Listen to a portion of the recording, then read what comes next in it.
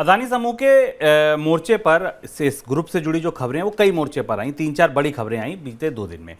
पहले अमेरिकी research company Hindenburg की जो रिपोर्ट आई उसका अदानी ग्रुप ने जवाब दिया।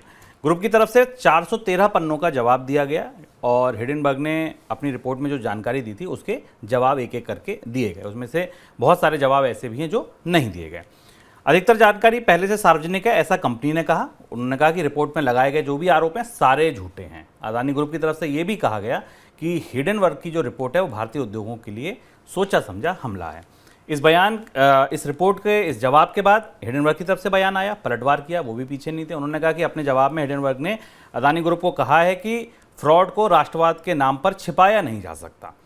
इस बीच सोमवार को भी अदानी समूह के जो शेयर थे इनमें गिरावट जारी थी। 2-3 शेयरों में तो लोअर सर्किट लग गया, 1-2 शेयर हरे निशान में बंद हुए, 2-3 शेयर लाल निशान में बंद हुए।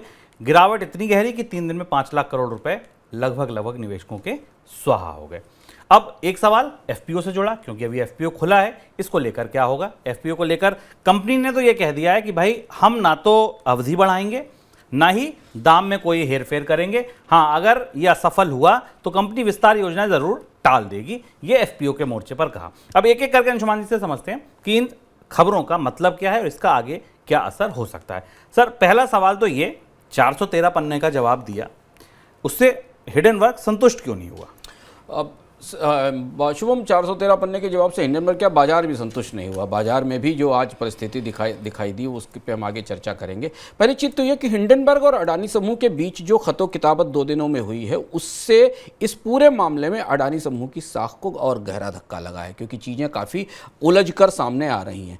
जैसे हिंडनबर्ग को पहले हम उस पॉस्चरिंग की बात करें, उन सुर्खियों की बात करें जो इन रिपोर्ट से निकली। हिंडनबर्ग ने अडानी समूह को ये कहा कि अडानी समूह के पूरे कामकाज में गहरी पारदर्शिता है, और अडानी समूह ने हिंडनबर्ग को कहा कि वो मैडॉफ ऑफ मैनहट्टन है। उन्होंने जो बर्नी मैडॉफ का जिक्र किया जो पूंजी स्कीम चलाने वाले वो थे। और अडानी समूह ने इस पूरे मामले को हिंडनबर्ग की तरफ से अडानी समूह में पारदर्शिता, अनियमितता और स्टॉक्स के वैल्यूएशन के सवालों को इस तरह से प्रस्तुत किया जैसे कि भारत की साख पर हमला है, भारत के नियामकों की साख पर हमला है। उसके जवाब में हिंडनबर्ग ने यह कहा कि अब भारत की साख पर, भारत की प्रतिष्ठा पर, भारत की संभावनाओं पर कहीं कोई सवाल नहीं उठाया जा रहा है। भारत अर्थव्यवस्था का ब्राइट स्पॉट है, भारत में निवेश बढ़ रहा है, अडानी समूह के कामकाज पर सवाल उठने चाहिए। ये बात उन्होंने अपनी रिपोर्ट में कही। ये दोनों दस्तावेज पब्लिक डोमेन में है। अब यहाँ से जो उलझी हुई चीज़ें निकल कर आती हैं वो ये कि इस पूरी विवाद में अडानी समूह की तरफ से जो जवाब दिया गया 413 पेज का, उसमें बहुत सारी चीज़ें अडानी समूह के बारे में बताई गई, उनके सोशल रिस्पॉन्सिबिलिटी के बारे में बताया गया। हिंडनबर्ग का कहना था ये सब बताने की जरूरत नहीं कि आप कितना सेब पैदा करते हैं, कितने लोगों को नौकरियाँ देते हैं। मुख्य रूप से 88 सवाल पूछे गए थे हिंडनबर्ग की पहली रिपोर्ट में, जिनका जवाब अडानी समूह को उन्हें देना था शॉर्ट सेलिंग की घोषणा के साथ जो हिंडनबर्ग ने दिया था। उसमें से 62 सवालों के जवाब अडानी समूह ने दिए हैं। हिंडनबर्ग ने जो उन सवालों के एनालिसिस के बाद बताया उसमें यह माना गया कि अधिकांश सवालों पर अडानी समूह का कहना यह था कि ना तो ये भारत के रेगुलेटरी सिस्टम के हिसाब से पूछे जा सकते हैं और ना वो इनकी फिक्र करते हैं। अब बात कहाँ आकर फंसती, जो महत्वपूर्ण बात समझना जरूरी है इस पूरे विवाद में, कि इस पूरे विवाद में हिंडनबर्ग और गौतम समूह के अडानी के विवाद में अडानी समूह के गौतम अडानी के भाई विनोद अडानी अब पूरे मामले का केंद्र बनकर आ गए हैं। अडानी समूह को हिंडनबर्ग ने अपने सवालों में पूछा था कि गौतम अडानी जिन कंपनियों को मॉरिशस से या बाहर से चलाते हैं उन कंपनियों का अडानी समूह के साथ क्या रिश्ता है, जिसको कि तकनीकी भाषा में रिलेटेड पार्टी ट्रांजैक्शंस कहा जाता है। अडानी समूह ने इस आरोप को नकार दिया और ये कहा कि नहीं, ऐसा कुछ भी नहीं है, हम इसे रिलेटेड पार्टी ट्रांजैक्शन के तौर पर नहीं लेते हैं। हिंडनबर्ग ने अपनी रिपोर्ट में ये कहा था, अपनी रिपोर्ट में बताया था कि जो 33 कंपनियां चल रही हैं उन 33 कंपनियों को विनोद अडानी चलाते हैं। इन कंपनियों को में से जैसे एक कंपनी को मॉरिशस की एंटिटी को, जिसमें विनोद अडानी डायरेक्टर हैं, उसे 253 मिलियन डॉलर का लोन मिला था। एक दूसरी एंटिटी है जिसको यूएस से 692 मिलियन डॉलर का इन्वेस्टमेंट मिला था। ये पैसा कहाँ जाता है, इस पैसे का निवेश क्या हुआ और क्या इसका रिश्ता अडानी समूह से सीधे है, ये एक महत्वपूर्ण मुद्दा है जो अब उलझकर सामने आ गया। जैसे हमने कहा ना था शुभम, जब पहली बार हम लोग इस पर चर्चा कर रहे थे कि इस रिपोर्ट के 2 हिस्से हैं, एक हिस्सा इसके वैल्यूएशन से जुड़ा हुआ और एक हिस्सा अडानी समूह के टोटल कामकाज को लेकर है। इस कामकाज को लेकर जब पलटकर दोबारा हिंडनबर्ग समूह ने अपने सवालों को सामने रखा है तो उसमें अब घूमकर अडानी समूह में विदेश से आने वाला पैसा, विदेश में होने वाली कंपनियों का निवेश, विदेश में चलने वाली कंपनियों के सवाल काफ़ी गहरे हो गए हैं। और हिंडनबर्ग समूह ने कहा है कि हमारी रिपोर्ट ने अकाउंटिंग की ऑफशोर स्टॉक्स मैनेजमेंट में कई सारे मामलों में गहरी अनियमितताएं पाई हैं और इसकी जांच सामने होनी चाहिए। ये अभी तक की अद्यतन स्थिति है। सर चलिए, हिंडनबर्ग तो संतुष्ट नहीं हुआ, लेकिन क्या बाजार भी संतुष्ट नहीं हुआ? और बाजार इससे संतुष्ट नहीं हुआ, ये बड़ी बात है, क्योंकि अडानी समूह ने 400 पेज की रिपोर्ट दी और उसके बाद हिंडनबर्ग समूह का उसका जवाब भी आया। पर बाजार में अगर आज आप देखिए तो अडानी समूह के स्टॉक्स में वही गिरावट बनी रही, 5 लाख करोड़ के आसपास का नुकसान हुआ। यानी बाजार को भी वो पारदर्शिता का सवाल, ये जो पारदर्शिता के एक सवाल थे, उन पर शायद संतोषजनक जवाब नहीं मिला। और बाजार को जो सूचना मिली वो सूचना थोड़ी सी और ज़्यादा चिंताजनक चुनौती पैदा करने वाली थी, जिस पर हम अभी आगे बात करेंगे। बाजार को चिंता करने की 2 बड़ी वजह थी। एक तो ये कि अडानी समूह के जवाब में शायद वो स्पष्टताएं नहीं थी जिनकी अपेक्षा की जा रही थी। दूसरी महत्वपूर्ण बात ये कि इसके साथ बाजार को 30 बिलियन डॉलर के जो कर्ज की बात सामने आई, जो लोगों को पता थी, उस कर्ज के बाद अडानी समूह की कर्ज की व्यवस्था को लेकर कई सारे सवाल उठे। हालांकि भारत के 2 बड़े बैंकर्स ने इस बात से इनकार किया कि अडानी समूह में एक्सपोजर से उनको कोई नुकसान हुआ है। LIC ने यह कहा कि उसने अडानी समूह से बात भी की, ऐसा कहा गया और ऑफिशियल तौर पर कहा गया कि उनको नुकसान हुआ है। लेकिन ये सारी बातें अडानी समूह के शेयरों को लेकर बाजार का मिजाज ठीक नहीं कर पाई, बदल नहीं पाई। शुरुआत में कुछ स्टॉक्स ऊपर गए थे सारे स्टॉक्स आए, बल्कि कुछ स्टॉक एक साल के लो पर है। 4 या 5 stock back to back lower circuit में फंसे हुए हैं, लगातार लोअर सर्किट में फंसे हुए। ऐसा भारत में किसी समूह के साथ नहीं देखा। तो अगर आप पूरी बड़ी पिक्चर देखिए ना, तो हिंडनबर्ग समूह की रिपोर्ट पर जो पलटवार जो जवाब दिया गया, वो जवाब भारतीय बाजार को ही समझ में नहीं आया, जो जिस जवाब को अडानी समूह ने दिया था। कम से कम बाजार के संकेतों से हम लेते हैं।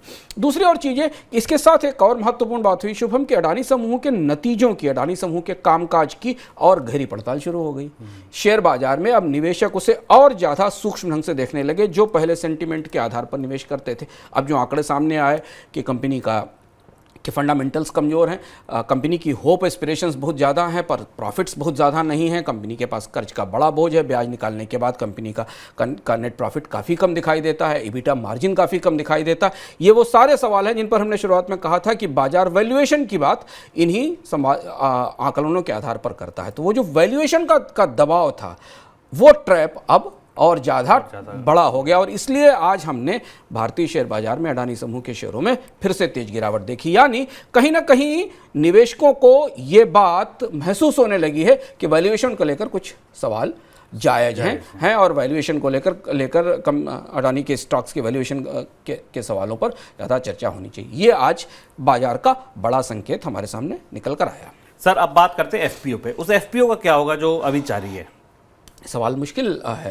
अडानी समूह की तरफ से जो अखबारों में रिपोर्ट छपी आज सुबह, उसमें ऑफिशियली ये कहा गया कि अगर FPO सक्सेसफुल नहीं होता है तो वो अपने एक्सपेंशन प्लान्स को रोक देंगे, ऐसा कहा गया है। अब जहां हम खड़े हैं वहां पर अडानी समूह जिस कीमत पर अपना public offer, follow on public offer लेकर आया है, उससे सस्ता स्टॉक बाजार में मिल रहा है। तो तकनीकी तौर पर कोई आदमी उतना महंगा स्टॉक, अगर 100 रुपये की चीज़ 80 रुपये 90 रुपये में बाजार में उपलब्ध है तो क्यों खरीदेगा।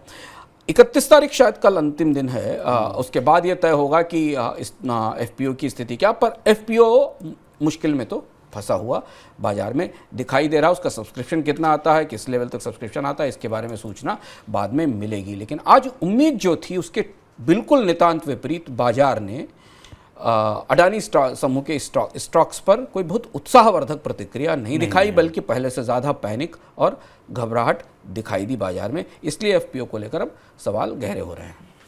चलिए सर, चौथा और सबसे अहम सवाल, अब जो भारत के नियामक हैं क्या वो सक्रिय होंगे? अब जहाँ चीज़ें पहुँच गई हैं वहाँ पर अब वैल्यूएशन के सवाल तो खैर तकनीकी तौर पर कंपनी के नतीजों से, उसके कारोबार से कितना रेवेन्यू, उसके अगेंस्ट कितना प्रॉफिट है, इन पर तय होते हैं। क्या स्टॉक्स में इतना वैल्यूएशन था कि नहीं था, कंपनी का फ्लोटिंग स्टॉक कम है इसलिए उसमें प्राइसेस ज़्यादा थे, इन सारी चीज़ों, इन सारे फार्मूलों और बहसों पर केंद्रित है। पर दूसरी तरफ हिंडनबर्ग की रिपोर्ट का जवाब देकर अडानी समूह ने जिन और चीज़ों को सामने हिंडनबर्ग ने अपनी रिपोर्ट में लाया है, उसके बाद क्या भारत के नियामक इन चीज़ों पर सवाल नहीं पूछेंगे। भारत के नियामक क्या इस भारत के निवेशकों के दृष्टि से, भारतीय शेयर बाजार में निवेशकों की साख की दृष्टि से क्या वो इन सारी चीज़ों पर दूध का दूध और दूध पानी का पानी नहीं करना चाहेंगे। दो चीज़ें महत्वपूर्ण समझना जरूरी है कि सिर्फ इनके साथ ही नहीं, मॉर्गन स्टैनले इंडेक्स ने भी अडानी समूह से पूछा कि क्या हिंडनबर्ग की रिपोर्ट में कहा गया कितना सच है। दूसरी तरफ भारत के में ये कहा गया कि सेबी पहले से ही कुछ मामलों की जांच पड़ताल कर रही है। तो अगर शेयर बाजार में लगातार गिरावट बनी रहती है और इस गिरावट का नुकसान अंततः बड़े निवेशकों को, LIC और जैसे निवेशकों को या भारत के प्रमुख बैंकों को होता है, तो फिर ये पारदर्शिता के सवालों पर नियामक की तरफ से कुछ तो सफाई आनी चाहिए। इस बात की उम्मीद की जानी चाहिए ताकि ये पूरा मामला स्पष्ट रूप से सामने आ चल सके कि हिंडनबर्ग ने जो कहा है वो सच है या हिंडनबर्ग किसी एजेंडे के तहत अडानी समूह को टारगेट कर रहा था, या अडानी समूह का जो जवाब था उसमें वो सारे सवालों के जवाब क्यों नहीं निकल कर आए जो पूछे गए। तो गेंद अब सेबी के पाले में है, गेंद नियामकों के पाले में है। उन्हें ये बताना होगा कि अडानी समूह पर लगे हुए आरोपों की और बाजार में गिरावट की सच्चाई दरअसल क्या है। और जब तक बाजार को भरोसा नहीं लौटेगा तब तक इन शेयरों में आप कहिए कि दोबारा बड़ी खरीदारी लौटेगी, ऐसा बहुत मुश्किल है, क्योंकि बाजार को पाक साफ चीजें पसंद है, बाजार बख्शता किसी को नहीं है। बाजार बहुत रूथलेस है शुभम। वैसे सब कुछ है, होप पर चलता है, लेकिन एक बार जब भरोसा डगमगाता और हिलता है तब फिर चीजें एकदम लड़खड़ाती चली जाती हैं। और खासतौर से अंतर्राष्ट्रीय निवेश बाजार में निवेशकों के इस तरह के मामले में हाथ क्या कोहनी और कंधे तक जले हुए हैं।